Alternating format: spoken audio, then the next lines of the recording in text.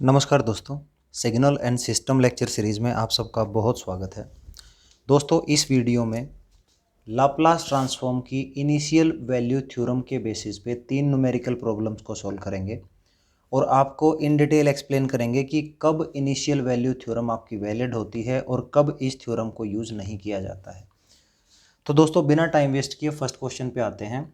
f of s that is given to you that is equal to s plus 5 divided by s square plus 3s plus 2.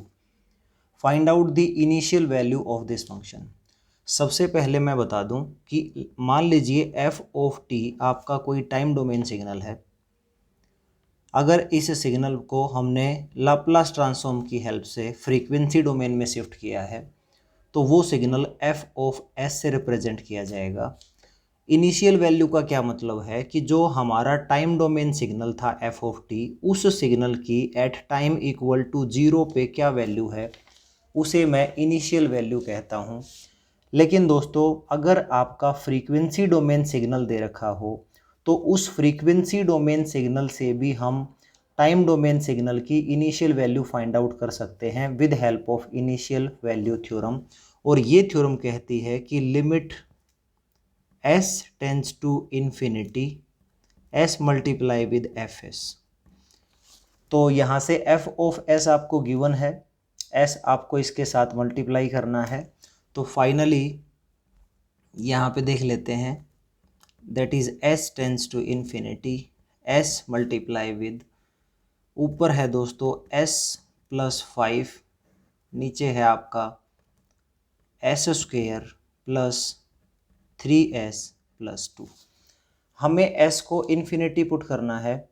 अगर हम s को directly infinity put करेंगे तो nominator भी infinity बन जाएगा, denominator भी infinity बनेगा। इन्फिनिटी अपॉन इन्फिनिटी इनडेटर्मिनेट एक्सप्रेशन होता है। तो दोस्तों, इस कंडीशन से बचने के लिए आपको s को कॉमन लेना होगा। तो यहाँ ये ऑलरेडी s है, इस एक्सप्रेशन से s अगर कॉमन लेंगे तो s into S S square हो जाएगा और यहाँ बचेगा s कॉमन लेंगे तो यहाँ 1 बचेगा प्लस 5 अपॉन s। इसी तरीके से दोस्तों नीचे भी आप s स्क्वेयर कॉमन लेंगे, s स्क्वेयर जब कॉमन लेंगे तो यहाँ आपका 1 बचेगा। 3s divide by s square, ये 3 अपॉन s बचेगा। 2 divide by s square, 2 divided by s square, ये एक्सप्रेशन बचेगा।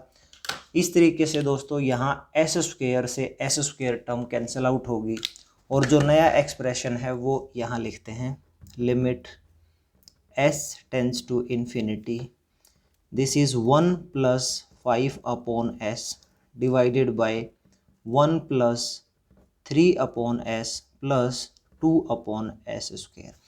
अब दोस्तों, इस एक्सप्रेशन में आप s equal to infinity easily put कर सकते हो और वो क्या बनेगा, 1 plus 5 upon infinity divided by 1 plus 3 upon infinity plus 2 upon infinity का स्क्वायर भी इन्फिनिटी ही रहेगा। और हमें पता है दोस्तों, कोई भी constant number divided by infinity होगा तो उसकी वैल्यू 0 हो जाएगी। तो यहाँ से जो limit s tends to infinity है ये बनेगा 1 plus 0 divided by 1 plus 0 plus 0 और इसकी वैल्यू दोस्तों 1 अपॉन 1 दैट इज 1 होगी। यानी ये जो आपका f of s frequency domain signal आपका दे रखा है, इसकी हेल्प से इसके कोरस्पॉन्डिंग जो टाइम डोमेन सिग्नल था उसकी इनिशियल वैल्यू फाइंड आउट कर सकते हैं with help of this formula, and this formula is nothing but your initial value theorem. और इसके बेसिस पे आपका जो आंसर होगा वो होगा दैट इज 1। अब दोस्तों बात करते हैं सेकंड प्रॉब्लम की। Second problem f of s that is s square plus 7s plus 9 divided by s square plus 3s plus 2। यहाँ पूछा गया है find out the initial value of f of t, या आपको पूछा जाएगा स्मॉल f ऑफ 0 बताइए। यानी दोस्तों कैपिटल f ऑफ s का मतलब है फ्रीक्वेंसी डोमेन सिग्नल गिवन है, स्मॉल f का मतलब है टाइम डोमेन सिग्नल। तो अगर time domain signal f of t है, उसकी इनिशियल वैल्यू f ऑफ 0 होगी। वो हम with help of frequency domain signal भी निकाल सकते हैं with help of this initial value theorem. तो ये बनेगा दोस्तों limit s tends to infinity s into f of s. दोस्तों एफ ऑफ एस जो है वो पुट कर लीजिए, that is s square plus 7s plus 9 divided by s square plus 3s plus 2। ऊपर एस स्क्वेयर है, नीचे भी एस स्क्वेयर है, एस स्क्वेयर टर्म्स आप कॉमन ले लीजिए। तो जैसे ही ये टर्म्स आप कॉमन लेंगे, ये एस एक साथ मल्टीप्लिकेशन में था तो इसके साथ हमने एस स्क्वेयर टर्म कॉमन ली, तो दोस्तों यहाँ पे सिर्फ 1 बचेगा। 7s divided by s square 7 upon S होगा प्लस 9 अपॉन एस स्क्वेयर होगा।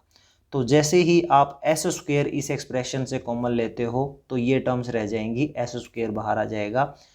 और इसी तरीके से दोस्तों नीचे भी अगर आप एस स्क्वेयर कॉमन लेते हो तो यहाँ आपका 1 होगा प्लस यहाँ आपका 3 अपॉन एस होगा और यहाँ आपका 2 अपॉन एस स्क्वेयर होगा।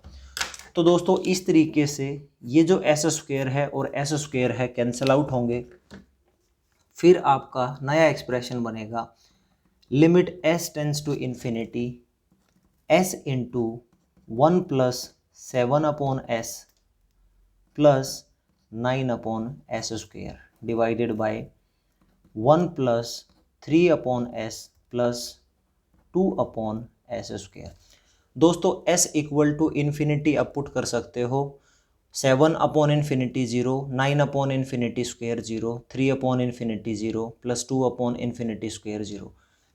तो यहाँ से आपका बनेगा s जो है वो इन्फिनिटी पुट होगा और ये आपका 1 प्लस 0 प्लस 0 डिवीजन में आएगा दोस्तों 1 प्लस 0 प्लस 0, यानी 1 अपॉन 1 मल्टीप्लाई विद इन्फिनिटी।